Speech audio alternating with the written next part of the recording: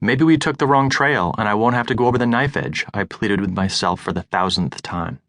My Newfie friend Bob Healy and I were scrambling up the rocky east face of Mount Katahdin in mid-state Maine. The 40-mile-per-hour wind gusts amplified my near-paralyzing unease. An ever-increasing sense of dread constricted my chest, making each breath labored and shallow. My lungs felt as if truck transmissions were chained to each lobe. I was terrified.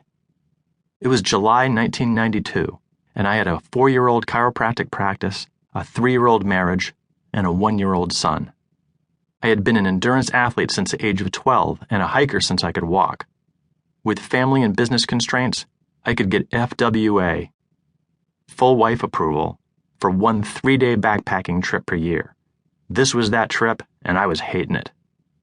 Bob had driven south from Canada, and I north from Rhode Island to climb Katahdin's Knife Edge together. The Knife Edge is one of the most famous hikes in the Northeast. Although only a smidge over a mile long, it is frightfully exposed, as the name implies. The elevated catwalk connects the two lesser summits, Pomola and Chimney, of Maine's highest point at 5,267 feet. The trail has huge drop-offs on either side.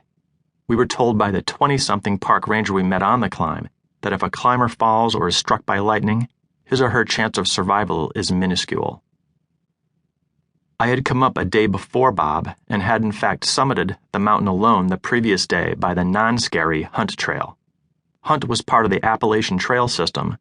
Traditionally, through hikers, as they are called, end their odyssey on Baxter Peak, the true summit of Mount Katahdin, the terminus of the 2,000-mile slog from Georgia to Maine. The Knife Edge trip sounded like a great idea as I planned the excursion in the comfort of my sea-level living room. I had a secret I failed to disclose to the unsuspecting Bob. I was terrified of heights. I had taken one disastrous rock climbing class with my buddy Dana Millar several years before. 20 feet above the ground, I had become so gripped with fear that I was frozen to the rock. I couldn't go up and I couldn't go down. Gradually, the instructor talked me into moving. I swore to never put myself in that miserable position again. I had mistakenly thought that the passage of years would somehow cure me of the dreaded grip.